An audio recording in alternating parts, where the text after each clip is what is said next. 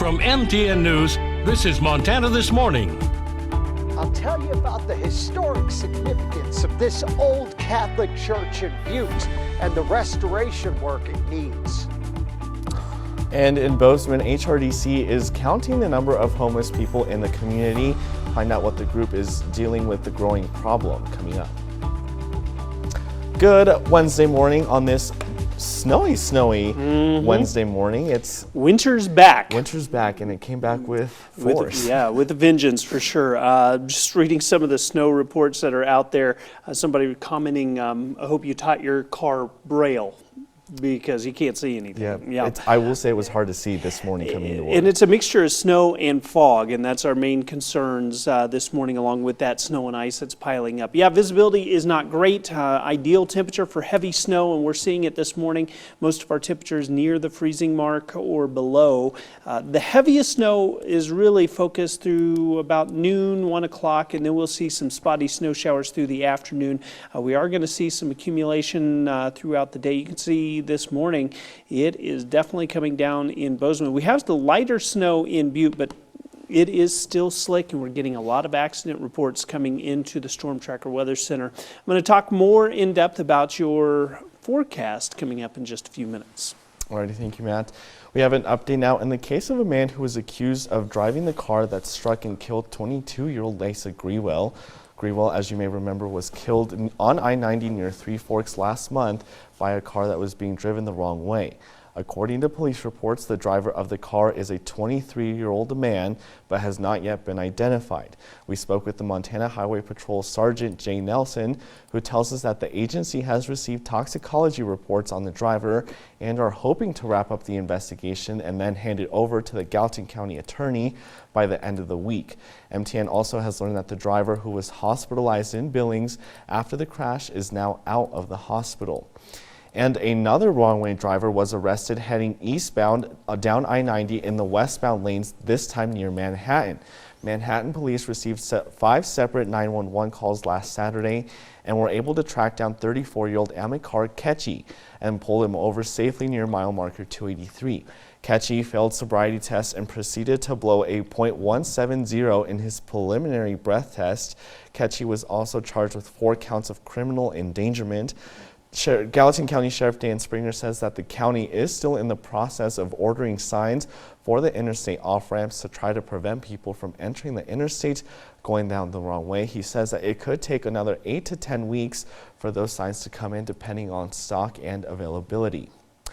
And more people than ever in Bozeman are experiencing homelessness. That's according to a recent count that was conducted by HRDC. As our Jolie Silly reports, there are plans in the works to handle this rising number of people in need. The HRDC's new shelter will be built right here where I'm standing. And according to a recent count of people experiencing homelessness in Bozeman, it's needed more than ever, they say. Outreach!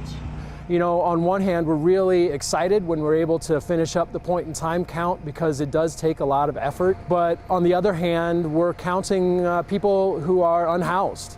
And that's always, a sobering fact. On January 25th, we tagged along as HRDC went around town to conduct its point in time, or PIT count, an attempt to get an accurate number of unhoused people in the community. HRDC Housing Director Brian Geyer says that number is more than 300, the highest number of homeless people they've ever seen. Geyer says luckily, the new shelter being built, called Homeward Point, will meet the needs of our unhoused community. That seems to be growing on a yearly basis. Over at the HRDC Warming Center, they're able to take in 105 guests max. The new shelter, located right next to the HRDC Marketplace on Griffin Drive, will add 30 more beds, plus separate suites for families. Where families can remain as a unit, maintain bedtime, bath time, homework time, etc. Geyer says back at the Warming Center, they're operating on a low barrier model, which means we do not have sobriety requirements. Every person that comes in as a guest signs a behavior agreement. But he says that may or may not change in the future. As we move forward, we certainly are going to have those conversations on whether or not this is the most appropriate model for our guests. Yeah. We haven't made those decisions as of yet, though. In the meantime, as HRDC continues to look toward the future, Geyer says they have high hopes for Homeward Point, slated to open in June of 2025. The design of it is really intentional, and we're going to get people back on their feet faster. In Bozeman, Jolie Salee, MTN News. At last night's Bozeman City Commission meeting, a public hearing was held to discuss 2 low-income housing tax credit projects.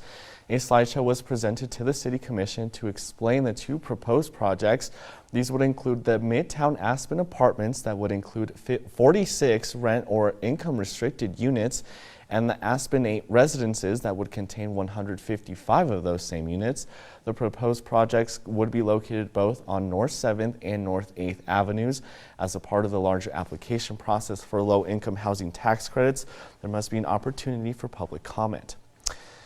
And it was a source for comfort for loggers in Butte for nearly 50 years, and it's been a piece of the World Museum of Mining displays ever since. Our John Amy tells us about an effort to make sure that the old St. Patrick Church will be around for a long time to come.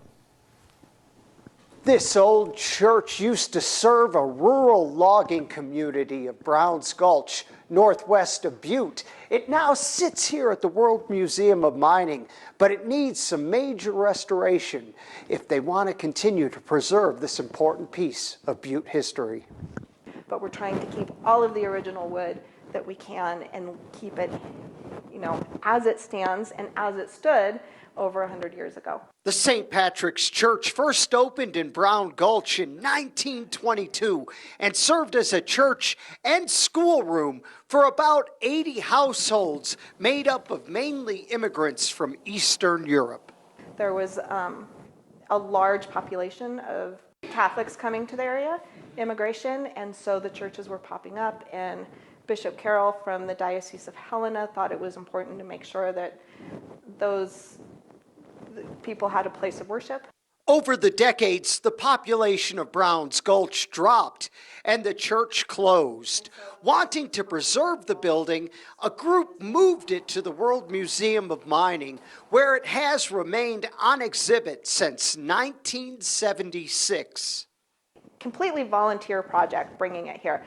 Donated materials that there's granite blocks that the church is currently sitting on that was all donated. The labor was all donated. Museum officials say one of the church's walls is starting to buckle, and the building is in need of about $200,000 in restoration.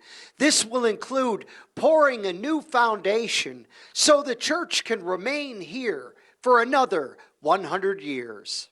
Butte just embraces its history and just adores its history and wants to preserve every bit of its history. A public meeting will be held on this project at the World Museum of Mining on February 27th at noon. In Butte, John Amy, MTN News. Studies indicate that therapy animals in medical settings can decrease the perceptions of pain and improve recovery rates and decrease anxiety and stress, and also lessen fear and worry in patients. Scripps News' Casey Mendoza introduces us to one 3-legged therapy cat in action. Pets can be a lot of trouble, but there's no doubt that pets can be a source of love and companionship. One feline and her owner is hard at work cheering people up through a program with scientifically proven benefits. For Lola Pearl the cat, a birth defect left her with only 3 legs, but also a singularly spectacular mission. The goal of a therapy animal intervention is to share the love, the warmth of an animal, to assist in whatever treatment objectives already exist for the client or the person receiving the services. Lola Pearl's owner, or maybe we should call Juanita Mengel her therapist partner, have some things in common. I was a traveling nurse, and I was a couple of miles from a patient's home in southern Ohio, and a car came around the corner right in the middle of the road and hit mine head on. So it was a motor vehicle accident. It was a drunk driver. That 2006 accident cost the Amanda, Ohio resident her left leg. Both she and the feline rescued from an animal shelter wear artificial body parts to get around. Got right in a prosthetic and took off, so I'm one of the lucky ones as far as that goes. A veterinary surgeon removed Lola Pearl's leg in order for the cat to be mobile, and she now wears a prosthetic as well. Well, my friend in Missouri at the rescue, somebody brought her in. She was only about maybe 4 weeks old, if she was that.